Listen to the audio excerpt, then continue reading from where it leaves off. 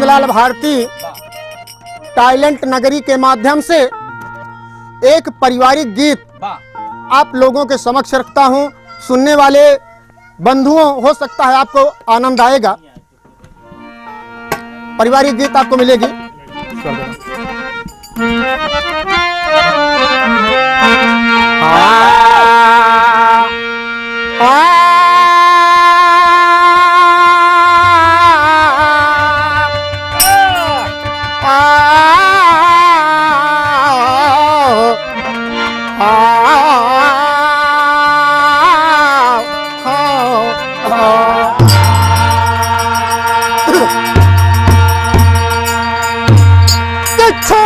दवा किए से रोग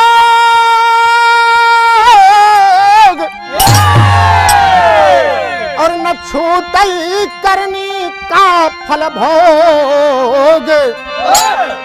लोग तप योग करें पर होता सब बेकार।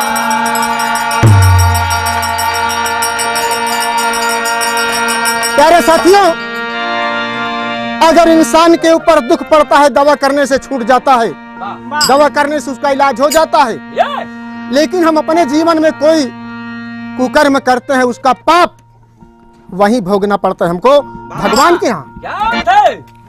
गजल गाओ मास्टर मिलेगा। कि करे जब जैसी जो करनी सभी का लेखा जोखा है।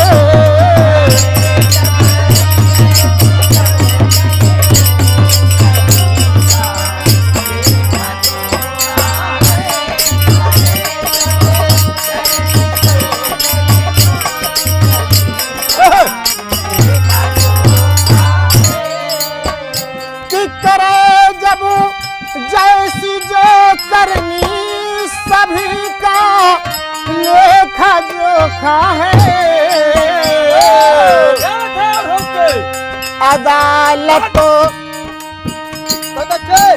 अदालत यम की सच्ची है, वहाँ हो ताना धोखा।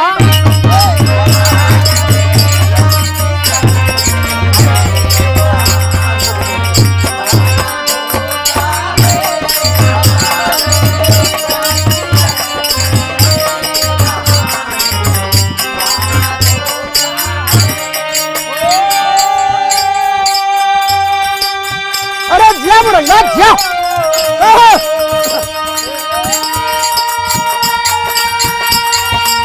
जिया मास्टर जिया जिया।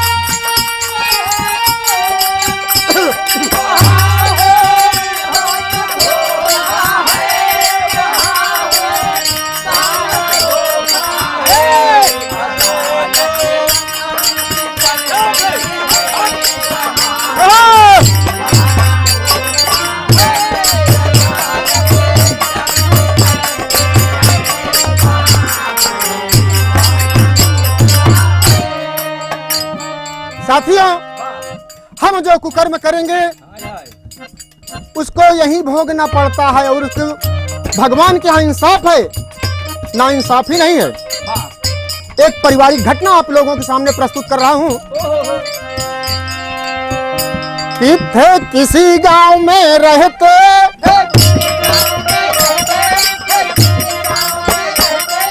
है दो किसान है भाई।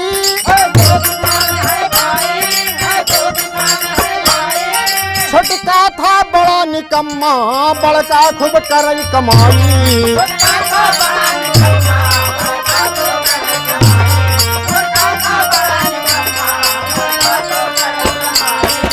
और छोटके की नारी सुशीला,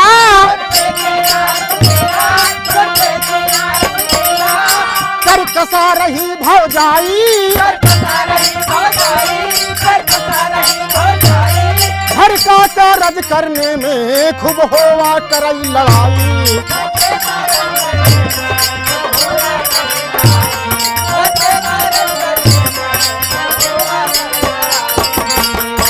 बड़का भाई तब सोचई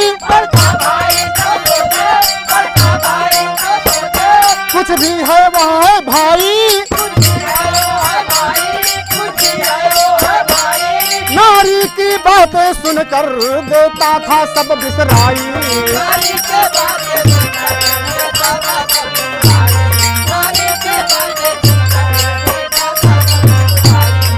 साथियों कहानी पर आए। एक परिवार में दो भाई हैं, बड़ा बहुत सज्जन आदमी, लेकिन उसकी औरत बड़ी करकसा, बड़ी दुष्ट, लेकिन छोटकवा बड़ा निकम्मा, और उसकी औरत बड़ी सज्जन, बड़ी सुशील, बड़ी पतिव्रता नारी। बड़की औरत अपने पति से रोज उसकी शिकायत करती है कि यार के नाती कुछ नहीं करता है, इनसे अलगौजी कर ला। लेकिन बड़का भाई बड़ा सज्जन कि मेरा भाई है, आज नहीं करेगा कल जरूर काम करने लगेगा। कहता है कि कहूंगा कुछ न भैया को, कहूंगा कुछ न भैया को, सदा मन में ये घोखा है।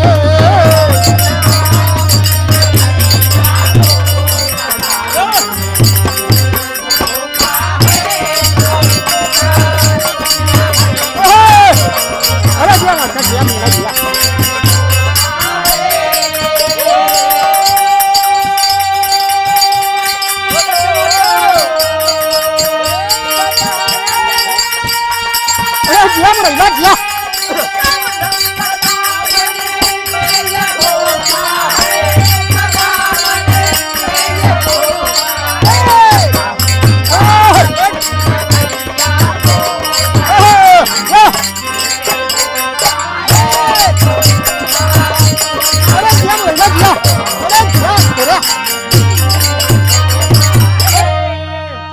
कि कहूंगा कुछ न भैया को, सदा मन में धोखा है।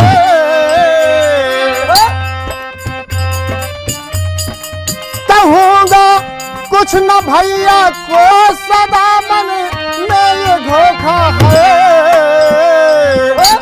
कि कहूंगा कुछ न भैया को, सदा मन।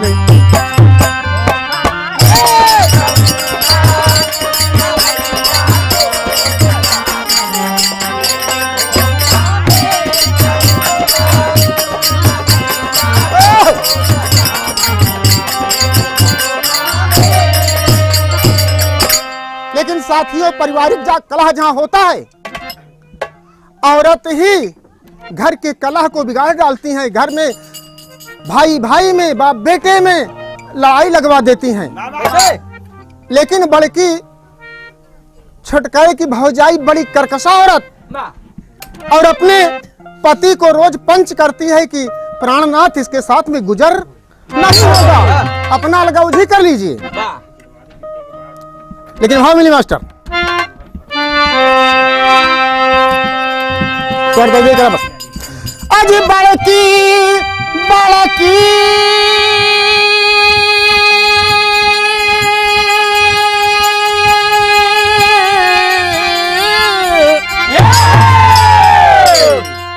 आज बड़की कहा सैया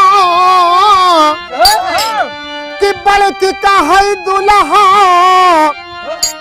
तो है ना सुझाला, और ये घरवा आए राजा अब बही जाला।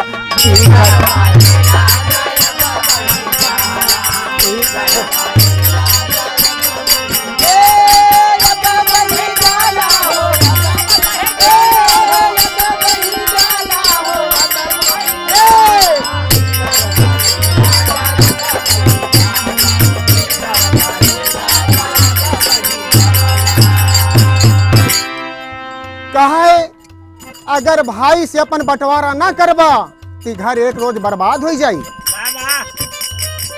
कि देवर के साथ न होई है गुजारा, देवर के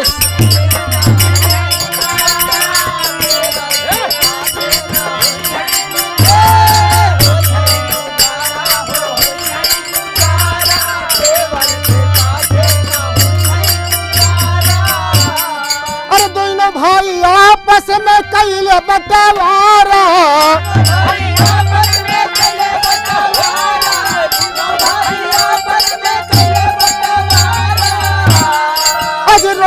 जाई के किच किच हाँ हाँ हाँ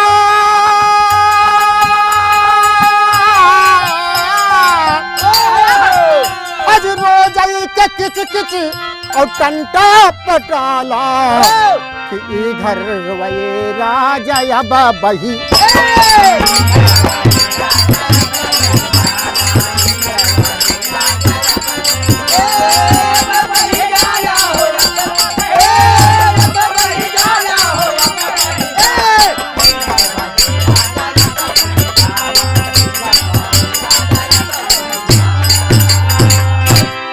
साथियों, औरत के कहने पर अलगौजी तो दोनों भाई कर लिया, आपस में बंटवारा तो कर लिया, लेकिन छोटकवा निकम्मा काम धाम कुछ न करे, घरे में दिन भर घुसा रहे और अपने भाई के घर से चोरी करके कहूँ रोटी दाल चावल पा उठा लिया वही अपने औरतों का दे कि ला खाए ला कि अलगौज हो गई, अलगौज हो गई पर छोटे का न सुधारा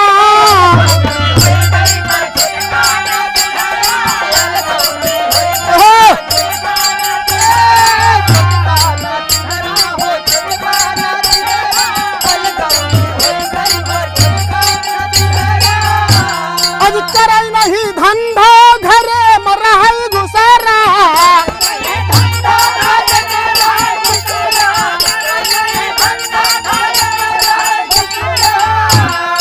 भाई के धन को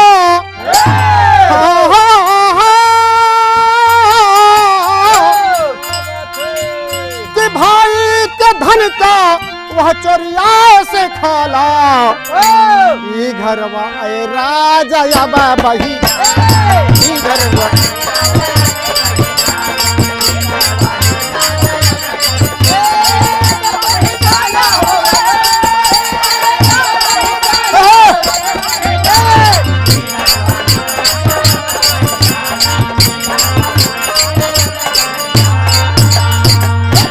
साथियों,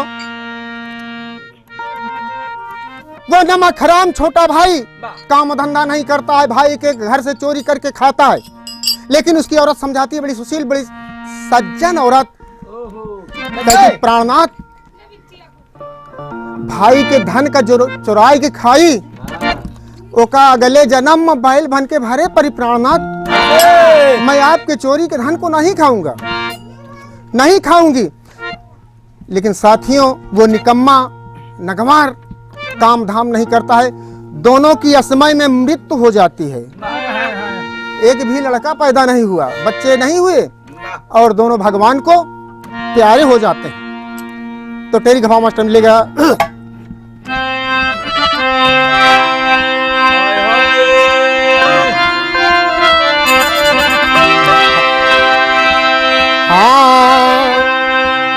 जब खुली है धर्मराज पत्तरा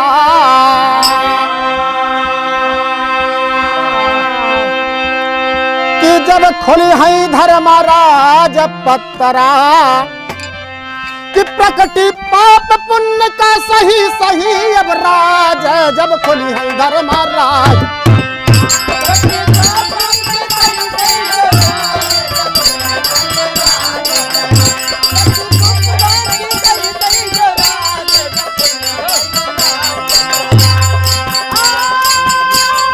जिया जिया जिया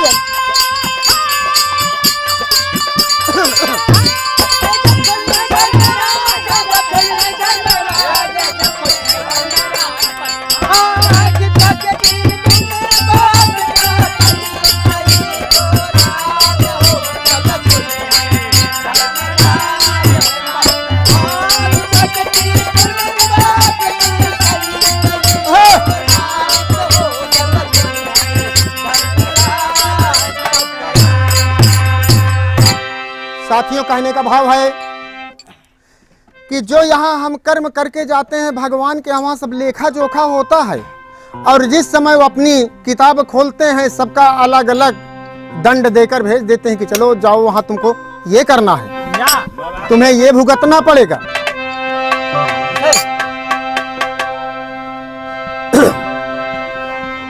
सर्वदा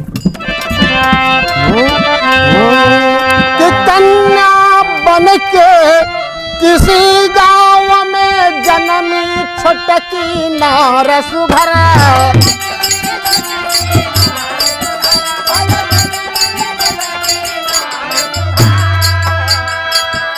खास गाय से जन्म लिया, खास गाय से जन्म लिया छोटका भाई बैल सुघर।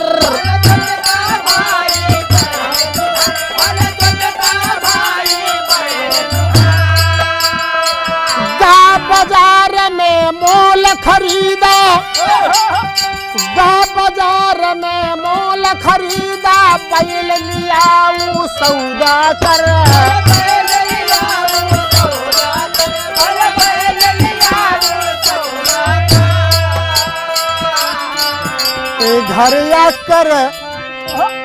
घर या कर जब हरे मना धई, कि घर या कर जब हरे मना धई बैठ गया वो डाँड़े।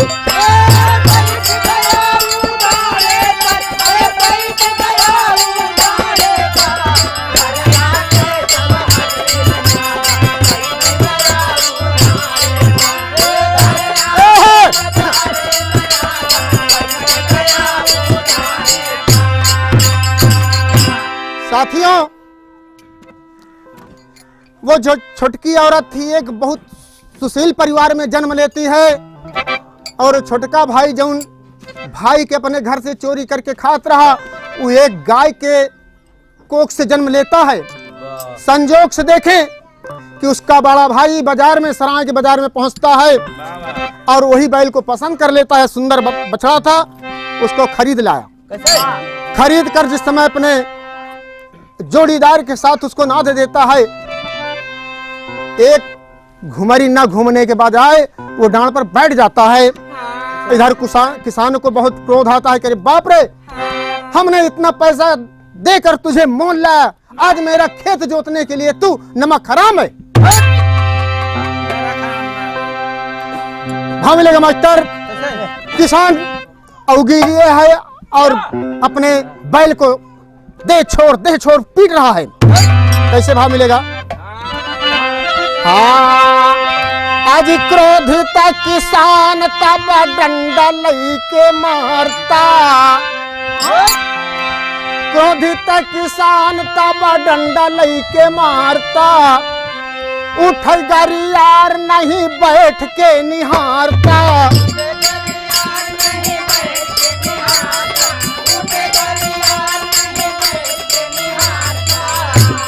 बहुत मार खाया कर कसरा मसर गया खेत में। मार खाया कर कसरा मसर गया खेत में।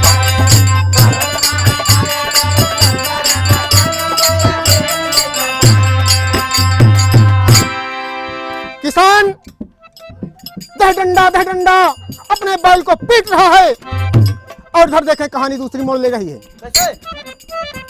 जो उसकी औरत पहले वाली थी वो डोले में सजकर ससुराल जा रही है।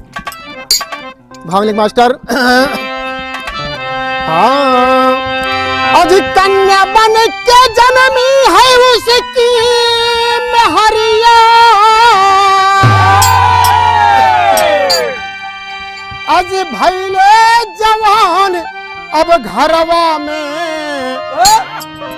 कि भैले जवान अब घरवा में, आज फूल गेंदा वा गुलाबा, फूल गेंदा वा गुलाला अचरावा में।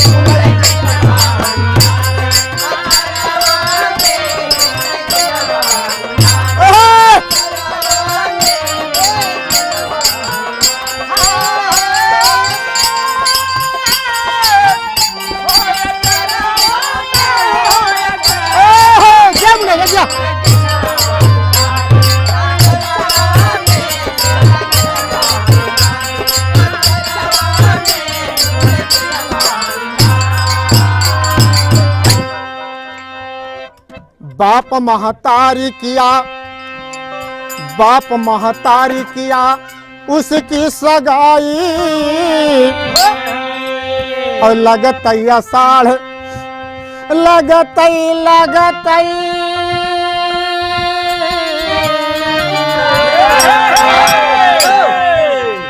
लगतई आषाढ़ गोरी गवने को जाई अज मनवा गुननवा करत चली गोरिया अरे झाकेला गोरी हो हरवा से कि झाकेला गोरी ओ हरवा से हर देख बैल का तमाशा देख बैल का तमाशा डगरवा से देख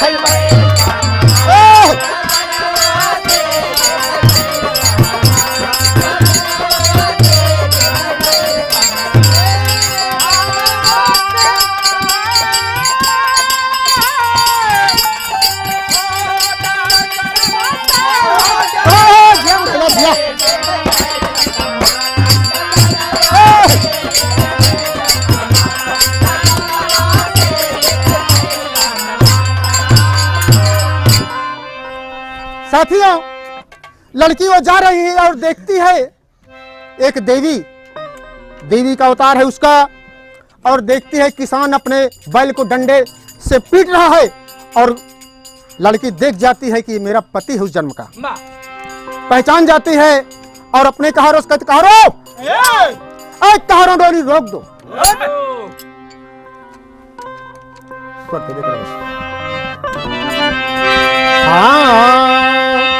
कि डलिया से बोली गुलनार गोरिया कि डलिया से बोली गुलनार गोरिया और तनी रोक लिया कहरावा हमार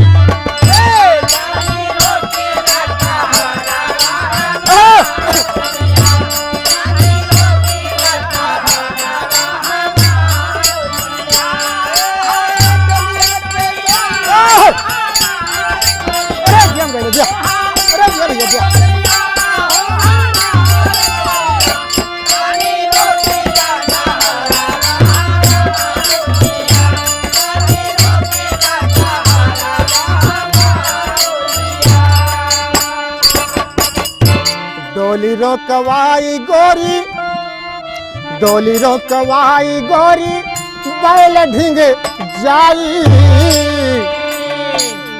कनवा में ओ करे कुछ बतिया बताई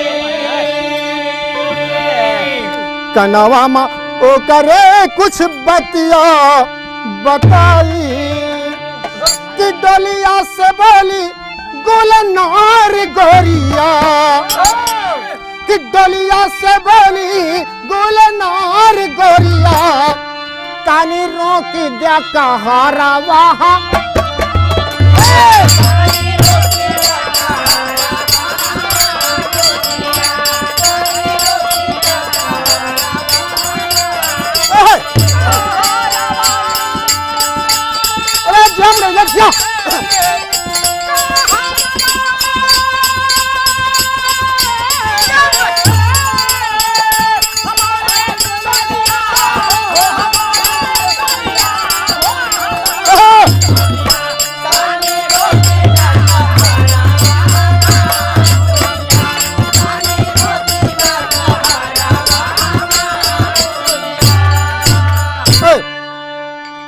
औरत डोली रुकवा करके जौन गरियार बैल पड़ा है बैठा है उसके पास जाती है और उसको गले से चिपका कर कहती है प्राणनाथ प्राणनाथ अब तो उर्गिन हो जा अब तो उर्गिन हो जाए अपने पाप से जौन अगले जन्म में कर्म करे रहा है खूब खाया रो रही है लिपट करके लड़की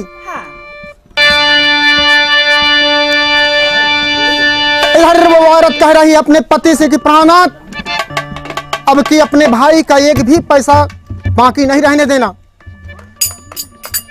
और जिस समय अपनी औरत की बात बैल सुनता है, ताक से उसको चटकना लगता है और अपने जोड़ीदार के आगे आगे चलने लगता है। चल रहा है। अब इधर किसान एक भंवरी घूमा, घूमने के बाद देखता है कि हमारा बैल इतना तेज चलने लगा, जहां एक घुमरी नहीं घूमत रहा, बैठ जाता रहा। आखिर कारण क्या है? लड़की हमारे बैल के कान में का फूंक दी। भाई किसान इधर लड़की डोली पर बैठने जा रही है, तभी किसान अपनी पगड़ी उतार कर उसके सामने रख देता है कि ए बेटी, बता तू मेरे बैल के कान में क्या फूंक दिया कि मेरा बैल भी बार नहीं घूमता था, लेकिन दूसरे जोड़ीदार के आगे आगे चलने लगा है। वही लड़की कहती है,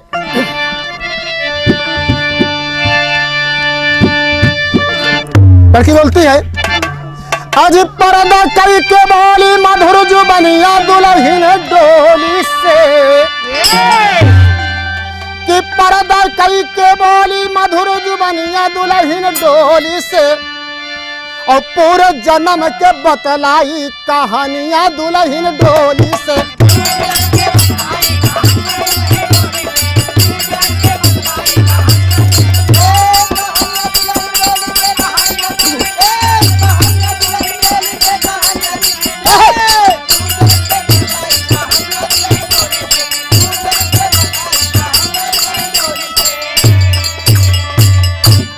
दूर हटा, अरे दूर रहा छुआ जीना डोलिया हमार हो, तुम तो हवा जेठ हम तोहरी बहुआर हो।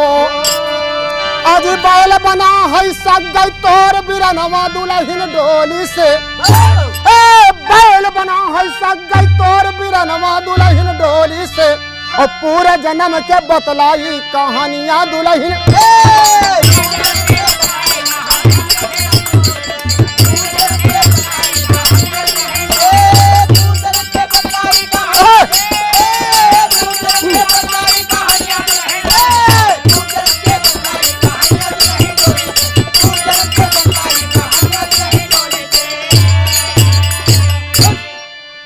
किसान से कहते हैं कि अरे बेटी, किसान कहता है कि बेटी हमारे बैल के कान में क्या फूंका? लड़की कहती है, तुम हमार जेठ है, हमका हमार डोली न छुआ, दूर रहा, लेकिन जो बैल है तुम्हारा सगा भाई है, पूरे जन्म का सगा भाई है, जो आज तुम्हारा कर्जा भर रहा है। लेकिन किसान फिर पगड़ी उतार कर रख देता है कि बेटी, अगर ये मेरा भाई है तो मैं इसको हर में नहीं ना दूंगा, लेकिन इसका उद्धार बताओ।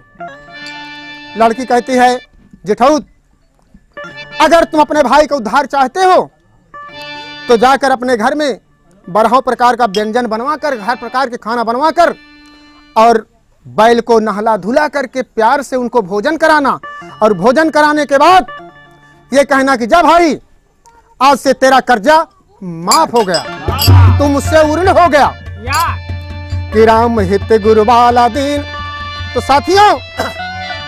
साथियों, आज भी इंसान भाई भाई के का कातिल बन जाता है, भाई भाई में बंटवारा कर लेता है, एक भाई दूसरे की जमीन अपने नाम करवा लेता है। ऐसा मेरे में साथियों, ये कार्य नहीं करना है, भाई भाई के साथ अन्याय नहीं करना है, ना भाई के साथ, ना समाज के साथ, ना परिवार के साथ, ना गांव के साथ, कभी दगा सगा नहीं होता। कि राम हित गुरुबाला दीन, अब भैले स्वर्गवासी, अजी माधव कवि है रचना करते, असरावली के वासी की जब खोली है धर्म राजपथ। अरे गाँव गेंद लाल की माधव के सरताजा, जब खोली है धर्म राजपथ।